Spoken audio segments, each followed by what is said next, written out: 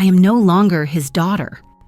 The thought repeated in my mind as I stood at the reception desk, staring at the name tag before me, my breath caught in my throat, my fingers hovering over the small, glossy rectangle.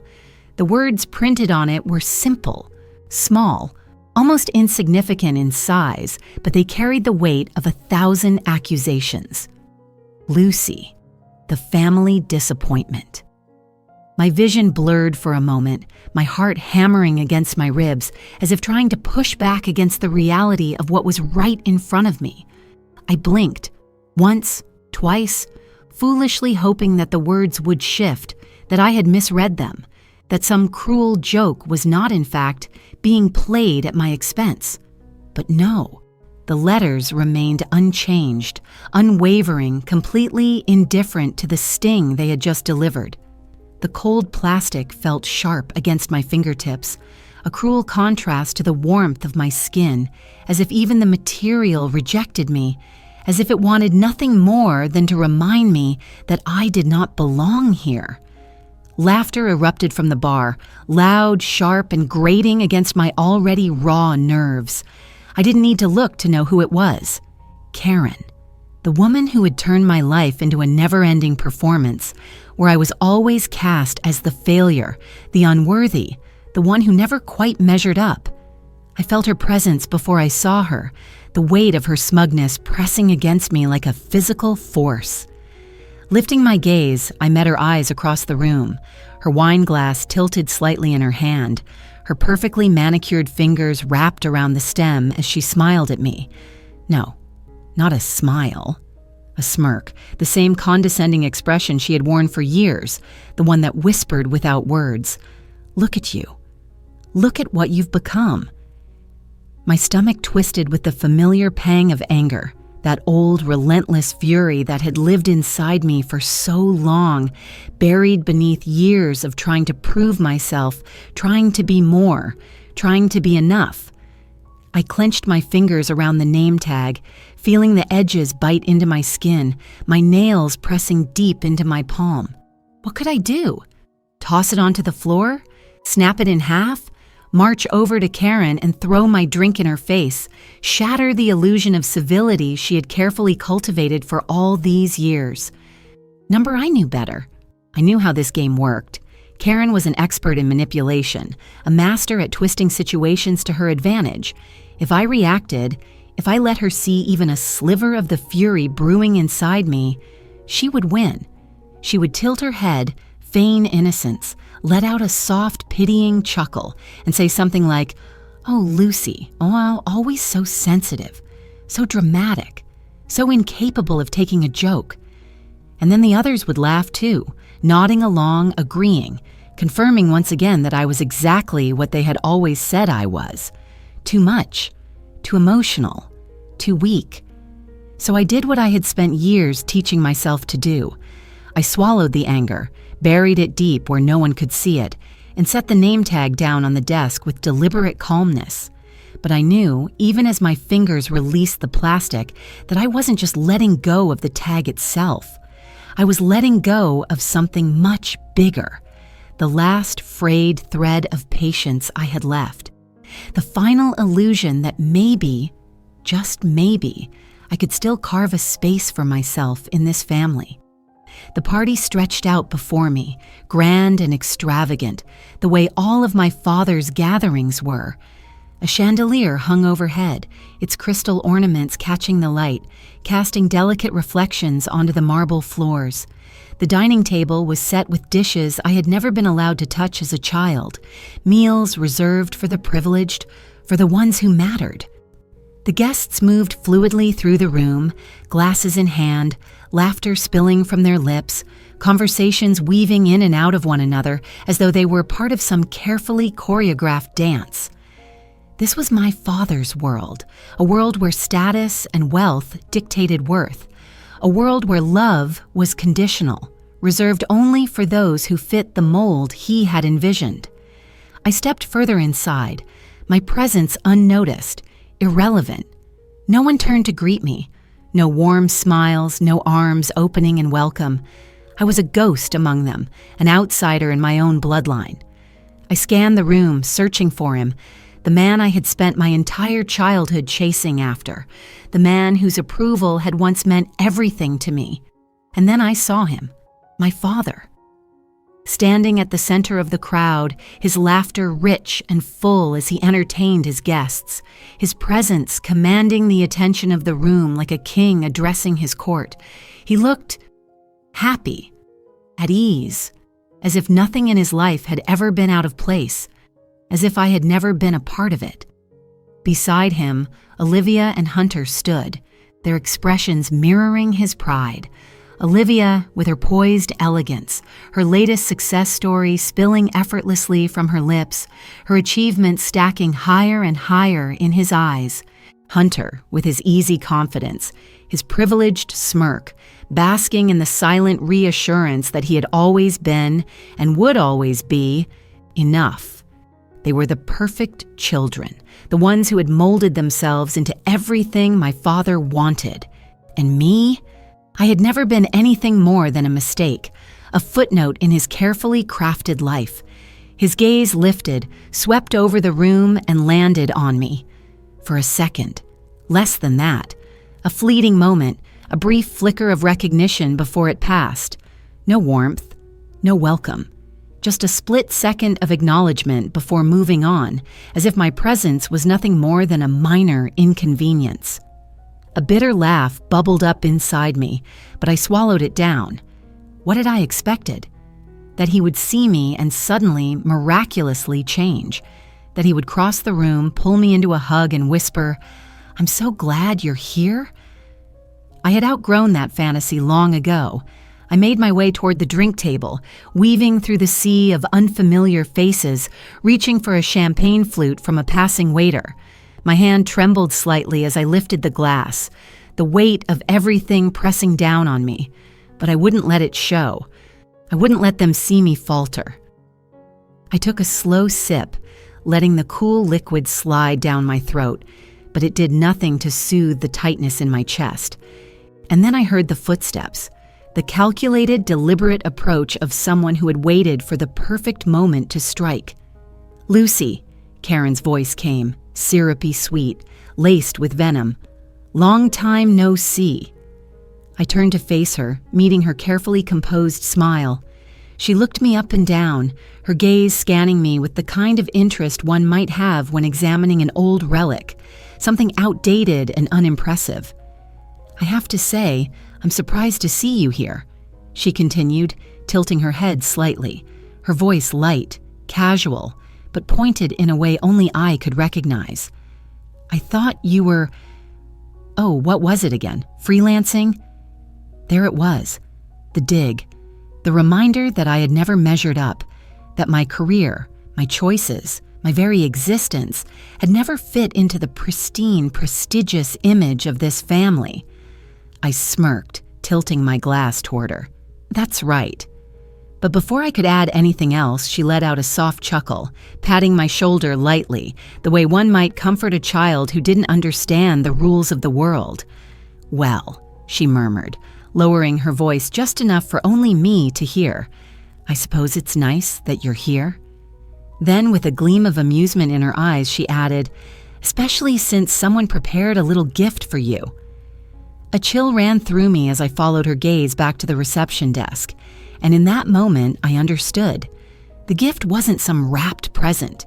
It wasn't anything material. It was that name tag, Lucy, the family disappointment. Rage surged through me, sharp and electric, but beneath it, something else stirred, a quiet, cold realization. I was not the weak, naive girl they had once known. And if they wanted to play games, I would show them that I was no longer the Lucy they could mock.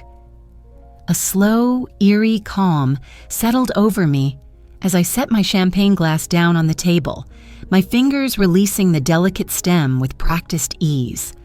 The laughter around me continued, the hum of conversation weaving through the grand ballroom, but it all felt distant, muffled, like I was hearing it through a thick pane of glass.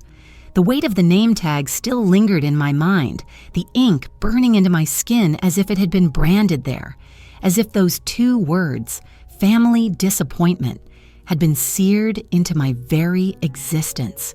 But something inside me shifted, hardened, like steel being forged in fire. I was not 14 anymore. I was not the fragile, desperate girl who had once begged for her father's love, who had let Karen's cruelty seep into her bones, who had swallowed her pain like it was something she deserved. That girl was long gone. I turned my attention back to Karen, her smirk still in place, the kind of smile that had always been a weapon, always designed to cut in ways that would never leave visible scars. She thrived on subtlety, on cruelty wrapped in politeness, on sharp edges hidden beneath layers of charm. I watched the way she tilted her glass, the way she leaned in ever so slightly, waiting for me to react, waiting for me to break apart like I had so many times before. But I wasn't going to give her what she wanted, not this time. Instead, I smiled, slow, deliberate, calculating. I let the silence stretch between us, let her feel the weight of it, let her wonder what I was thinking, let her begin to question whether she had miscalculated this time, because she had. "How thoughtful," I murmured, my voice as smooth as the champagne I had just sipped. I reached for the name tag, lifting it between my fingers as if it were a priceless artifact, something to be admired rather than something meant to humiliate. A custom-made gift you really shouldn't have. I let out a small chuckle, letting my amusement ripple through the air, letting her see that she hadn't shaken me, that I was not here to crumble under the weight of her pettiness. Karen's smirk faltered, just for a second, just a flicker of doubt in her otherwise flawless performance, and that was all I needed. Before she could recover, I stepped past her, my movements unhurried, unbothered, weaving my way through the glittering crowd, the name tag still in my grasp. The party was in full swing now, the expensive wine flowing freely, the orchestra's music swelling in the background, the chatter growing louder as people lost themselves in the illusion of wealth and power. I moved through it all like a ghost, unseen, unnoticed, just as I had always been in this family. But I wasn't invisible. Not anymore. I was choosing to walk unnoticed. I was choosing when to let myself be seen. And I would make damn sure that when I was seen, it would be on my terms. I stopped at the edge of the ballroom, my gaze sweeping over the room, searching, scanning, until I found him. My father. He stood at the heart of it all, the center of gravity around which everyone else orbited. He was speaking to a group of men, his laughter rich and warm, his posture easy, relaxed. He looked happy. He looked proud. And just like before, just like always, it was because of them. Olivia and Hunter stood by his side, the golden children, the ones who had never known what it felt like to be unwanted. Olivia was recounting some success story, her voice filled with the kind of easy confidence that came from a lifetime of validation, while Hunter nodded along, perfectly content in his role as the favored son. And me? I was nothing more than a shadow in the corner of the room, except now I wasn't hiding. I tightened my grip on the name tag, feeling its edges dig into my palm, and then I moved, not toward my father. Not yet. First, I made my way to the bar where I could feel the weight of Karen's gaze still following me, where I knew she was waiting for my next move, where I knew she expected me to disappear into the background like I always had. But I didn't. Instead, I picked up another glass of champagne, took a slow sip, and then, with deliberate ease, I placed the name tag down on the bar top, right in front of the bartender. He glanced at it, then back at me, his brows lifting slightly in silent question. I met his gaze, a small smirk playing at the edges of my lips. "Would you mind throwing that away for me?" I asked, my voice light, unconcerned. "I don't need it." And just like that, I let it go. I turned away before I could see Karen's reaction, before I could give her the satisfaction of knowing whether or not she had gotten under my skin, because it didn't matter. What mattered was that I was done playing their game. Now I was going to play mine. I moved toward my father, weaving through the crowd until I was close enough that he would have no choice but to acknowledge me.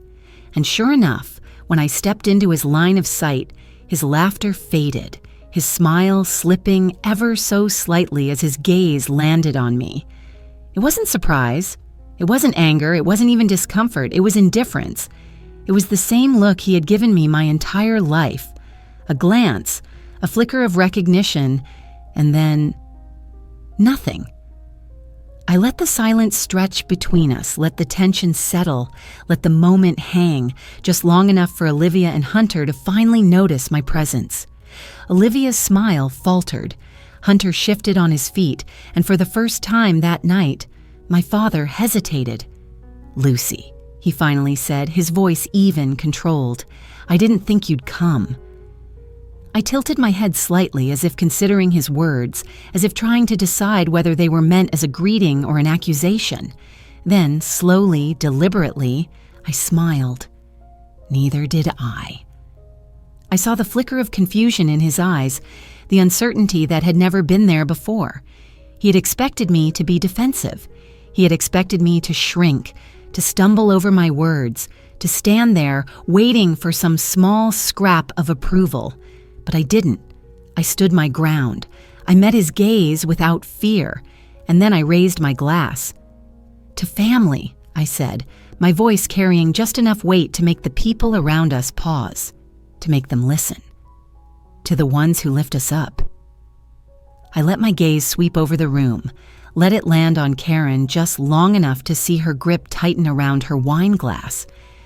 "And to the ones who teach us exactly who we never want to become." A murmur rippled through the crowd, whispers exchanged behind hands, curious glances darting my way. My father's expression darkened, his jaw tightening just slightly, but he didn't speak. Not yet. He was still trying to calculate, still trying to understand whether I was making a fool of myself or whether I had just called him out in the most public way possible. I let the silence stretch just a little longer, and then, with one final sip of champagne, I set my glass down and turned away. I didn't wait for his reaction. I didn't need to. I had already won. The moment I turned my back on my father, on Karen, on the entire charade of this family gathering, I felt something inside me loosen. It wasn't relief, not exactly, because relief implied that I had ever expected a different outcome. No, this was something else, something heavier. The weight of years of expectations, of carefully swallowed disappointments, finally beginning to peel away. The champagne still lingered on my tongue, crisp and biting, a sharp contrast to the suffocating sweetness of this manufactured family image they had spent so many years curating. The conversations in the room continued, but the energy had shifted. The ripples of my toast had spread, disrupting the surface of their carefully maintained illusion, and I could feel the tension crackling in the air like the seconds before a storm. I didn't stop walking. I didn't slow, didn't glance over my shoulder to see their reactions, because I didn't need to. I could feel them. Karen's quiet fury, Olivia's discomfort, Hunter's confusion, and my father's cold calculation. He was trying to decide whether to call after me, whether to pull me aside and smooth over the damage I had done to his perfect image. Because that was all that had ever mattered to him, the image. Not me. Not the daughter he had cast aside years ago. Not the child who had once clung to his hand, who had once believed that love was something unconditional. No, to him, I had always been a liability, an unpredictable factor in an otherwise controlled environment. And for the first time in my life, I had forced him to see me, not as a disappointment, not as the girl who had never been good enough, but as someone who was no longer playing by his rules. I reached the exit of the ballroom, my heels clicking softly against the marble floor, the echo swallowed by the murmur of speculation behind me. The staff near the door barely glanced at me, too trained in discretion to acknowledge the shift in atmosphere. I exhaled slowly, my fingers smoothing over the fabric of my dress, grounding myself in the movement, and then, Lucy. The voice was quiet but firm. I closed my eyes briefly before turning. My father stood a few feet away, his expression carefully controlled as always. He had mastered the art of appearing calm, of keeping his emotions buried beneath a mask of authority. But I had spent my whole life learning to read the tiny cracks beneath that surface, and I could see them now, the tightness around his mouth, the slight furrow of his brow. He wasn't used to being challenged, at least not by someone he considered insignificant. I tilted my head slightly, waiting, refusing to be the first to speak. He studied me for a long moment before exhaling through his nose, a slow, measured breath. "That was unnecessary," he finally said. Not an apology, not even a question, just a quiet reprimand as if I were still a child, as if my actions needed to be corrected. A small, bitter smile curled at the edge of my lips. Unnecessary for whom? His jaw tightened. "I don't know what you're trying to accomplish, Lucy, but this isn't the way." I let out a small, humorless laugh. "And what way would that be?" I asked, my voice deceptively light. "Would you prefer that I smile and nod? That I play the role you've assigned me all these years? That I pretend like everything is fine, like this family isn't built on a foundation of selective love?" His lips pressed into a thin line, the only indication that my words had struck a nerve. "I never said you weren't part of this family." My chest tightened, anger flaring bright and sharp. "You never had to," I said, my voice quieter now, but no less powerful. "You've spent years showing me exactly where I stand, every forgotten promise, every moment you chose them over me, every time you looked right through me like I was nothing more than an inconvenience." I took a step closer, my voice steady, unshaken. "You made your choice a long time ago, Dad, and tonight I made mine." For the first time, I saw something flicker in his eyes, something dangerously close to regret, but regret meant nothing when it came too late. He sighed, rubbing a hand over his jaw. "Lucy," but I shook my head. "Don't." My voice was firm now, final. "You don't get to say my name like it still holds any meaning for you." I took a deep breath, letting the weight of the moment settle between us. "I don't need you to love me anymore. I don't need your approval. I don't need anything from you." And I meant it. I felt it. The words didn't ache the way they once would have. They didn't feel like a plea, or a wound, or a desperate attempt to convince him of my worth. They were just true. He stared at me, his expression unreadable, his silence stretching between us like a chasm that could never be crossed. And then, finally, he nodded. Not in understanding, not in acceptance, but in something closer to reluctant acknowledgement. "I suppose there's nothing more to say then?" "No," I agreed. "There isn't."